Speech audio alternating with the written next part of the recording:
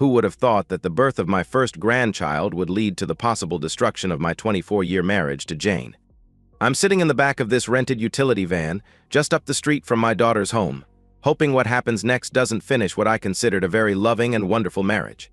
According to my daughter Sarah, Jane typically goes for a long jog around noon on the days she visits her grandson. Sarah says Jane comes back after an hour or so and looks fairly flushed from her workout. I'm here to see what Jane's workout consists of. My name is Bill Jones, and until a month ago I was living the dream. My business is doing great. I'm 47 years old and part owner of a fabrication plant that is on the cusp of a new patent that will revolutionize one of the plastic extrusion processes. If everything goes according to plan, I stand to make a few million on the patent even after sharing the profits with my co-inventor and the 5 investors who backed our development. Besides my work life, I thought my personal life was everything I could ask for. As I said, my wife seemed to love me and our life together. We have one child, Sarah, who we're both very proud to call our daughter. Sarah met, married, and got pregnant to a wonderful man 10 years her senior right after graduating from the university. The funny thing about Sarah is how easily she's taken to motherhood and being a full-time homemaker. Here's a girl, a woman really, but she'll always be my girl, who graduated with honors and had every intention of taking the financial world by storm. Sarah's graduation present from her mom and me was a full 6 weeks of touring Europe. It was her reward for finishing college in 3 years, bucking it up while most of her peers spent spring and summer breaks on the beach. Sarah met her future husband in Europe. She claims it was love at first sight, something she wouldn't have considered possible before that first evening in Madrid. She also claims it was fate. Jim Taylor was from Jane's hometown of Olympia. When Sarah returned from her European tour, she moved into her grandparents' house, Jane's folks, and within 6 months she was engaged to Jim. Within 18 months she was married and pregnant with our first grandchild. Jane couldn't have been more excited. She immediately cut her hours at work so she could spend time with Sarah and the baby. Okay, so now you know my work life is great. I'm a very happy papa or grandpa or father-in-law. That brings us to my marriage to Jane. Jane and I met at the University of Washington. I was a senior and Jane had transferred in from Washington State. We had a class together, one of those entry-level classes required to graduate. Jane was, and still is, a very attractive woman. She's 5 foot 8 inches, athletically built. She's been a runner since high school, with a great smile and beautiful hazel eyes. I was smitten the first day I saw her, but our few conversations after class led me to back off since she seemed reserved. By the time the quarter ended, I worked up enough courage and she accepted my invitation to go out. One date led to another and things were looking good for a long-term romance. I found out the reason for her reservation after our 3rd or 4th date. She was getting over a very bad breakup. Jane caught the boy she dated for 2 years in high school and 2 years at WSU in bed with another girl. Jane humiliated herself by accepting his indiscretion for almost 3 months before finally giving him an ultimatum. He had to choose. This guy was pretty full of himself by this time and blatantly chose both, suggesting a 3-way. Jane had enough, left school soon after, and transferred to the university. I guess that made me a rebound romance. The subject seemed to hurt Jane and it was never brought up again. I'm fairly certain Jane and I had a pretty good marriage and that she was a faithful, loving wife for the next 23 years. Although there were minor disagreements from time to time, we never went to bed without working those problems out and at least kissing each other goodnight. I never strayed, sure I looked sometimes, but was never tempted to ruin a good thing by crossing that line. Jane caught me once in a while eyeing a woman at the beach or on the dance floor. She'd lightly slug my shoulder and say, "Remember, you can look, but not for too long and never touch." She always did this with a smile and a gleam in those eyes. So, what happened? When Sarah had her son, William, Jane decided she needed to spend time with Sarah and Bill Jr., as we call him. One day a week, Jane would get in her car and drive 60 miles from our home in North Seattle to Olympia. Not far by measured miles, but anyone who's driven that stretch knows it takes hours to go from point A to point B. After a couple of months of driving back and forth on the same day, and with winter coming on, Sarah bought a daybed and put it in their study so Jane could spend the night. Jane could drive south in the morning of the first day and come home prior to rush hour on the second. I used the evenings Jane was away to work on the patent. This new routine worked out so well that Jane continued to stay overnight in Olympia even after the weather improved the next spring. Saturday, June 27th, was Bill Jr.'s first birthday. Sarah and Jim planned a barbecue in their large backyard to celebrate the event. Two minor incidents occurred during the picnic. Both played a role in putting the pieces of this mystery together. I was sitting in a nice lounge chair having a cold beer when Jim and Sarah joined me. They caught me staring at Jane. Jim was the first to speak. "You're a lucky man, Dad." I must admit that I took my father's advice and looked at Sarah's mother to see how my future wife would look when she's 40 before proposing. Sarah gave him a slug on the shoulder, just like her mom always did to me. "You pig? I can't believe you'd say such a thing. What if my mother wasn't such a babe? Would you have dumped me?" I tried to save Jim. "It's true, Sarah. I did the same thing. One look at your grandmother convinced me that your mom was a keeper." With that, Sarah gave me a punch on my shoulder. "Okay, Dad, but what are we girls supposed to do? Look at your fathers." "In that case, I better like looking at a shiny bald head." The three of us looked over at Jim's dad manning the barbecue and laughed. Jim's dad is a great guy and good-looking, but he's fighting the male baldness thing by letting his hair grow and trying to comb it over. Right now, the wind was blowing it around, and he looked like a certain future president. "Well, anyway, you're right, Jim. I'm a lucky man. How many men are married to a 45-year-old woman who has the body of a 30-year-old? Sarah replied. "She should be in good shape with all the running she does. Every day she's here, Mom takes off by noon and spends at least an hour running to the waterfront and back. I don't know how she can do it." "Yeah, she runs at least 4 days a week at home. Once or twice a week I go out with her and she runs me ragged. She'll do 4 miles at a 7-minute mile pace. I think she's going to try for the half marathon this fall. You have to hand it to her." About this time, Jim's dad, Jeff, called everyone over and started serving the grilled corn on the cob and burgers, including some surprisingly good veggie burgers, the first I've ever tasted. I sat with Jeff and Jim, and we compared work notes. Jeff had a restaurant supply business and he was grooming Jim to take over when it was time to retire in 10 years or so. After the meal, I went inside to grab a few beers for the three of us, and just before I walked out the patio door, something caught my eye in the house behind Jim and Sarah's. I took a step back into the house and focused my eyes. Sure enough, Jim and Sarah's backyard neighbor was standing at an upstairs window looking over into our yard with a set of binoculars. I couldn't tell for certain, but it looked as if he was watching the table where Jane, Sarah, and Jim's mom were sitting. As I moved back through the patio door, the neighbor quickly lowered the binoculars and stepped back from the window. "Jim, what's the deal with the neighbor behind you?" "I just saw him staring over here with binoculars." Both Jim and Jeff took their beers and gave me a look like, "What the hell?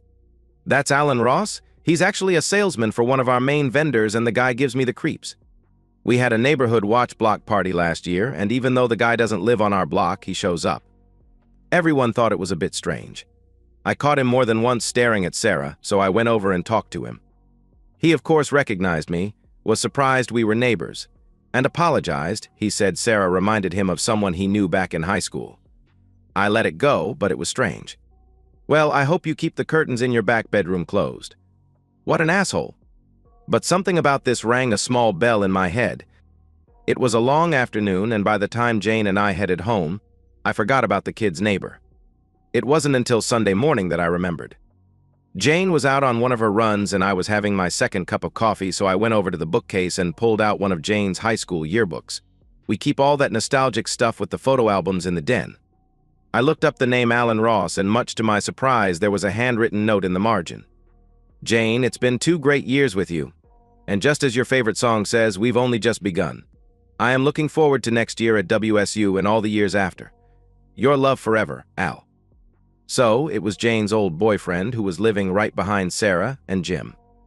Did she know? If she knew, why didn't she say anything? These and dozens of other questions swirled around in my head until Jane came home and took her shower. By the time she came downstairs, I had a fruit and yogurt smoothie waiting for her. As usual, Jane had that fresh, flushed, and glowing look about her.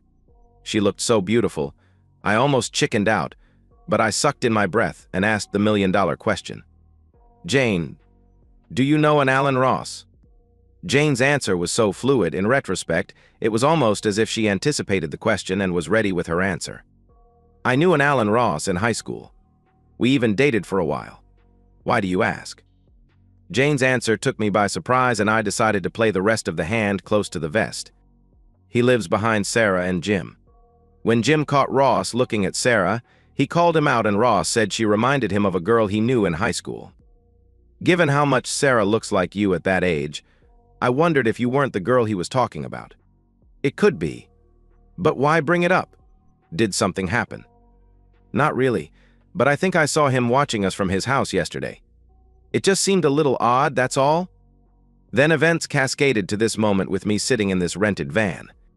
First, the next time I went into the den, Jane's senior year yearbook was no longer on the shelf. It was like a punch to the stomach. I had to sit down in my leather chair and catch my breath. What the hell is going on? That's when Sarah's comment at yesterday's lunch came screaming back into my brain. Every day Mom takes off for an hour to run, the implications were too awful to contemplate. My Jane with another man? Should I confront Jane? Should I talk to Sarah?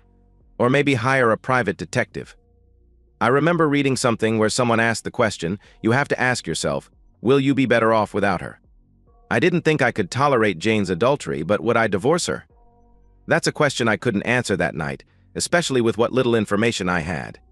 I went upstairs, took a sleeping pill, and went to bed. I don't even remember if I kissed Jane goodnight, but I must have because she didn't bring it up Monday at breakfast. For the next 2 days, things were way too hectic at work to consider my personal issues. Our investors were in town Monday and Tuesday to chart our progress on the patent. It would be impossible to answer their questions and at the same time try to come up with a plan of action related to my marriage. I'd have plenty of time once the investors left Tuesday afternoon. I sucked it up and got to work. Late Tuesday afternoon, I dropped the investors off at SeaTac. As I headed back to the house I called Jane's cell, she was spending Tuesday and Wednesday at Sarah's. When Jane didn't answer her cell, I called Sarah. Sarah, hi. I tried to call your mom, but she didn't pick up. Is she there? No, Dad. Mom went over to Cindy Sullivan's tonight. I think she's an old classmate of Mom's. Funny, she never talked about her before. Is this a regular thing with Cindy? Not regular, maybe every few weeks she goes and meets someone she knew when she lived here. She's usually home by 10 unless she's had too much wine and spends the night. Mom says it's always nice to get together with the women she grew up with. She says she still feels closer to the small-town girls than she does to the women up in Seattle. After living here in Olympia for the past 3 years, I can see her point. Yeah, it's too bad your mom never really clicked with the Nordstrom crowd. She always has been more comfortable in jeans and boots. Maybe when I retire, we can make that happen. Make it soon, Dad. Jim and I are planning to have more babies, and it would be nice if all 4 of their grandparents lived close by. Sarah, you never cease to amaze me. I never dreamed my ambitious little go-getter would be talking about having a passel of kids. Just found my dream guy and found out I like being a mom. You and Mom can take most of the blame. Okay, Sarah. I'm pulling into the drive now. It's a nice night and I think I'm going to jump on the Harley and take a long ride this evening. Tell your mother I won't be answering my phone because I'm on the bike. Good night, Dad. Ride safe. It was a nice night for a ride and I had a destination in mind for this evening's ride. By the time I pulled into Alan Ross's neighborhood, it was dark. Just enough light as I rode slowly past his house to see a red Mustang Boss 429 in the drive in front of the 2-car garage and no sign of Jane's Volvo. I was just about ready to give the bike some throttle when something made me pause. The license plate was one of those vanity plates the state sold for a premium. It had a WSU Cougar emblem on the plate and the license number was Ross Boss. Why would a guy park his expensive sports car in the drive instead of in the garage? I rode a block and a half down the street to a school. It had one of those circular drives in front of the school buses. I parked the bike and pretended to do some repairs on the Harley. I had the seat off, just in case. I kept an eye on Ross's house while I pretended to fiddle away. Lucky thing, too. Olympia is still a small enough town that a guy on a motorcycle can attract attention. Within a half hour, a police officer stopped nearby. Need anything? Need anything? Not really, but thanks for asking, officer. I thought maybe I had a short in the electrical system, but it turns out the last mechanic didn't tighten the negative cable on the battery. I'm just finishing up and I'll be gone in 10 minutes. I made certain to look the officer in the eye while we chatted. What ya going to do if that doesn't fix it? He asked. My daughter and her husband live on 3rd. I'll just walk it down there. But I think I have it. Thanks again. The cop took off, but I saw him cruise by a few streets down when I was putting on my helmet. The bike was started and the headlight was on, so he left me alone. It was very dark now and Ross's Mustang hadn't moved. The next bit was going to be tricky and maybe more than embarrassing if I was wrong and got caught. I started toward Ross's house with enough speed to cut the engine and coast to the front of his house. I stopped the bike, ran up the driveway, and had to get on my toes to look inside the garage through the windows near the top of the garage door. On the right side was a Mercedes S-Class convertible, and on the left side was my wife's Volvo. I don't know how I did it. Maybe the past 3 days led me to believe that I'd find exactly what I did find, and it wasn't as much of a surprise. But I had the presence of mind to jog back to the Harley, fire it up, and take off like a bat out of hell. I rode for 20 minutes, pulled into a tavern near the military base, and took out my cell. This time Jane picked up. "Hi Bill, Sarah said you were out riding tonight. Are you home?" "Almost." "How about you? What are you up to?" I asked. "I'm over at Cindy Sullivan's, an old friend from grade and high school. I think I'll end up spending the night here. I've had a couple of glasses of wine and I think I'm over the limit. I feel okay, just don't want to take a chance." "That's good thinking. Listen, I needed to talk to you tonight because the meeting with the investors ran into a couple of snags. I'm flying out tomorrow and won't be back until this all gets straightened out. Sorry to spring this on you at the last minute." "Oh, Bill, I'm going to miss you. If you're going to be out of town, is it okay if I stay here in Olympia until you get back? You know how much I hate staying home by myself." "No, you go ahead and stay with Sarah. I'll give you a heads up before flying home. It should be Saturday at the latest. Bye." "Bye, Bill, I love you." Damn, why did she have to go and say that? It just made her betrayal that much worse. I really wasn't going out of town, of course. I just didn't want to deal with Jane while I set up the rest of my life. I rode home trying to see through a couple of misty eyes. I don't think I'm a pussy, but I'm not ashamed to say a few tears fell and quite a few curse words crossed my lips while thinking about 25 years with the woman I loved more than myself, the mother of my daughter and the grandmother of our beautiful grandson. I wondered if my life would ever be happy again. Wednesday, I called my business partner, explained the situation, and told him I'd be out for a few days. He was sympathetic and said the usual nice things to commiserate, but deep down he was probably thinking how this would affect our deal. I can't say I blame him if that's really what was on his mind. We were so close to making a small fortune, and here I am dumping a load on top of it. Then a call to our lawyer for a reference for a divorce attorney, making certain he knew it had to be a very good one, maybe the best. There was no way I would split millions with a cheating whore who may end up with an asshole, spending my money on cars and whatever. The attorney I was referred to understood the urgency of the situation and agreed to meet me that evening in his office. He was upfront about it. I could count on paying him a handsome premium for the after-hours meeting to clear his calendar and expedite the paperwork, but he assured me it would be worth my money. I checked into a local hotel and called Jane at noon. Of course, she didn't answer. Whether she was actually running or was jumping Ross's bones at that moment was irrelevant. I just wanted to avoid any conversation. I left her a message that I'd be tied up in meetings, but would call her tonight. When I met with the attorney that evening, he had his act together, obviously not his first time dealing with this situation. He listened to my tale of woe and my desire to go forward without getting scalped. He said the paperwork would be ready by Friday morning and gave me the getting separated checklist. Accounts to close, items to label, how I wanted to handle notifying Jane, etc. When he heard my plan for giving Jane the divorce papers, he started to shake his head. I assured him I could do it without ending up in jail. He said he still advised against it, but he could understand my motivation. Just don't be stupid. Thursday, I went down the checklist. One credit card was left open, the one Jane carried, but the credit line was reduced from $30,000 to $10,000. We paid off the balance every month, so there was little danger this would alert Jane before the day of reckoning. Friday morning at 8 a.m. I was sitting in the attorney's lobby. He almost smiled when he walked in the door. He went right to his desk and handed me the envelope sitting there with my name on it. I signed where I needed to, and he reminded me as I walked out the door, remember. I said, don't be stupid. I drove to the rental car office at SeaTac on my way south to Olympia and drove away with a white utility van. Here I sit down the block from Alan Ross's house, waiting to see if this is the day my marriage blows up forever. At 1:45, Jane comes around the corner wearing her jogging gear. She heads toward Ross's house, up the steps, reaches under a planter, and lets herself in the door, just like it's her home. At 1:55, Alan Ross pulls up in his Mercedes and parks in the garage. At 1:56, I drive the van over to Sarah's house. Sarah is surprised to see me, but not as surprised as when I tell her why I'm there. I tried to tell her in a way that wouldn't shock her, but that's probably unrealistic. I asked her to call her husband Jim and meet us at home as soon as he could get away. I knew when this was over that Sarah would need Jim's strength. No, Dad, no. That just can't be true. Mom loves you. She'd never cheat on you, and I can't be that stupid. If she was cheating, I'd know. You must have it all wrong. Sarah, I'd give anything for it not to be true. I loved your mother for over 25 years. Damn, we were going to celebrate our 25th anniversary next year. But let me tell you what I saw. I told Sarah all the evidence I had so far.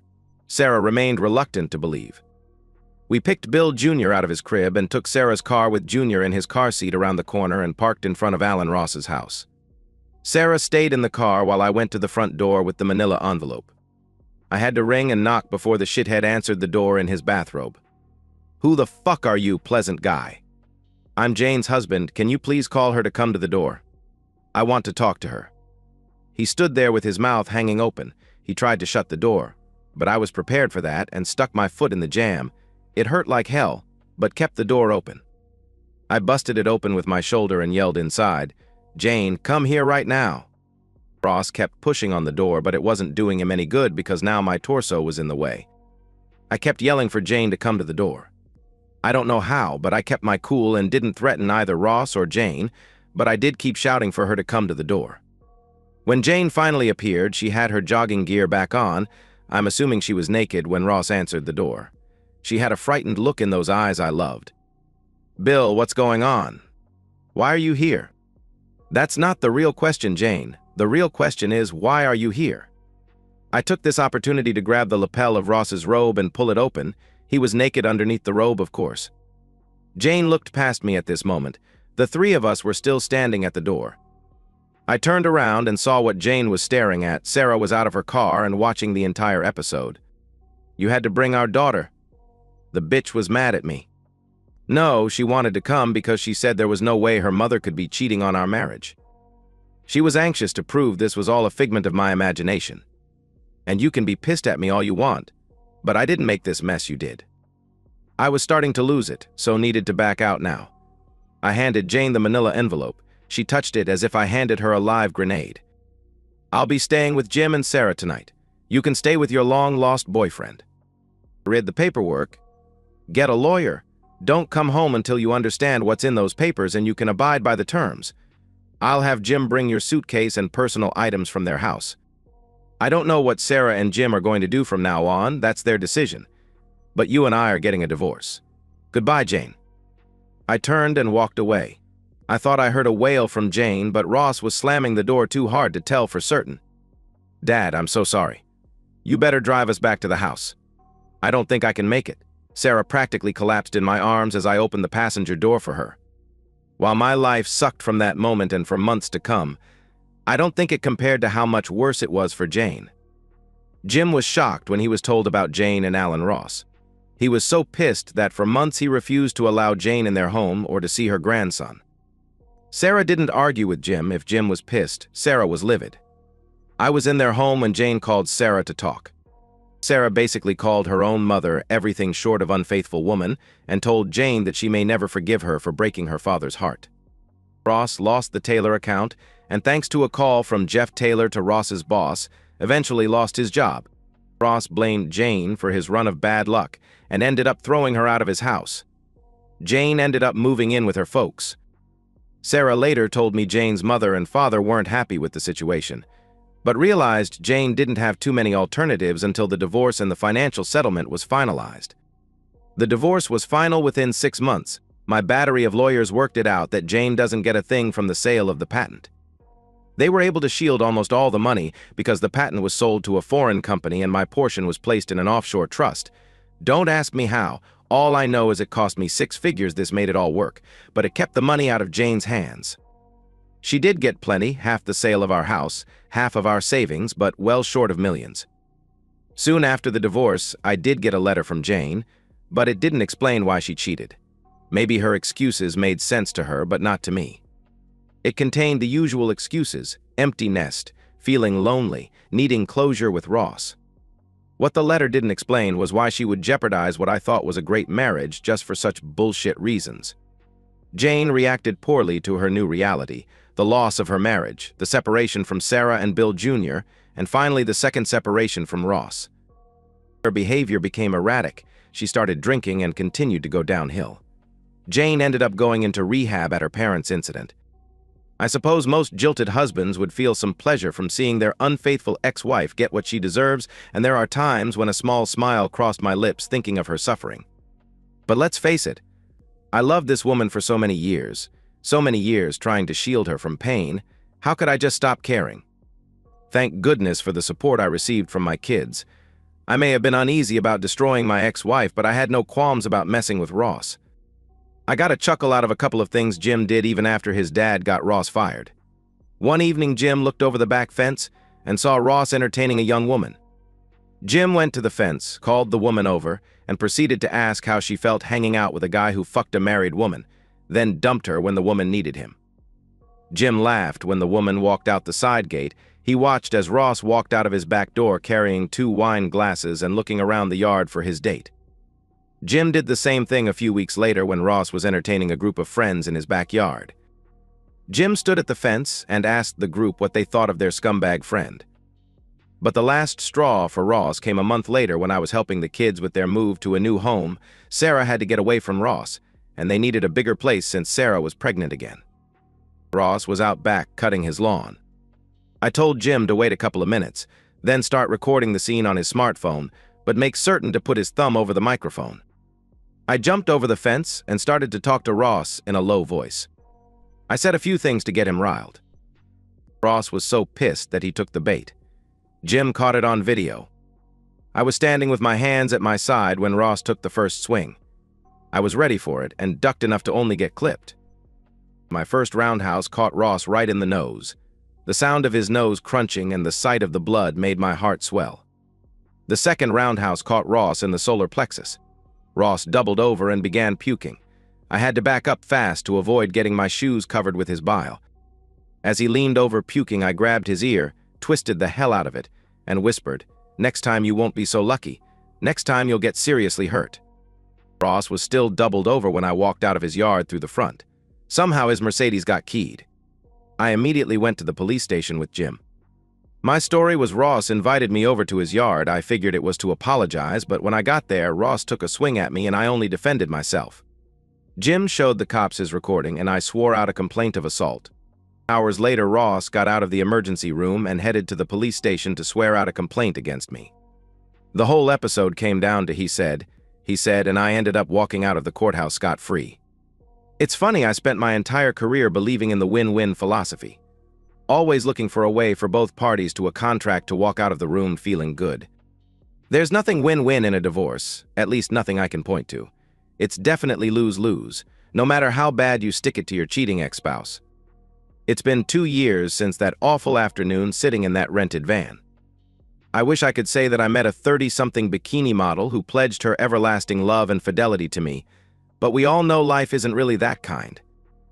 I had 24 great years with the woman I loved with all my heart. I have 2 great kids, yes, I consider Jim to be a son, and now 2 great grandchildren. Financially, I'm in great shape. Do you know how many men get shafted by the system and end up living in a 1-room apartment while supporting a cheating ex-wife? Too many, but at least that's not my fate. No, I have enough money to live comfortably and even travel. I'm currently spending a month touring Italy on a Ducati. Even took in the Moto G pieces in Mugello. But as I sit having an espresso outside a cafe in Florence, I have to fight back the tears. Jane and I always said we'd do this together, tour Italy on a motorcycle with no deadlines and only each other. Now I'm doing it without her. Jane did get out of rehab, but still lives with her parents. Sarah and Jim allow her to visit her grandchildren for no more than an hour every month. I think Sarah does this as a form of torture. She still hasn't forgiven her mother. The question haunts me, how could she do this to us? Life isn't a movie where every question is answered before the credits. It's more like a Joseph Conrad novel, Life just is, and often absurd, and the good guys don't always win. I finish my espresso, put the helmet back on, start the bike, and ride into my own heart of darkness. And that's the end of today's story. If you enjoyed it, please give this video a thumbs up and drop a comment below. Your support helps the algorithm push my content further. If you're new to the channel, don't forget to hit that subscribe button. It really helps me keep creating more stories for you. Thanks for watching, and I'll see you in the next one.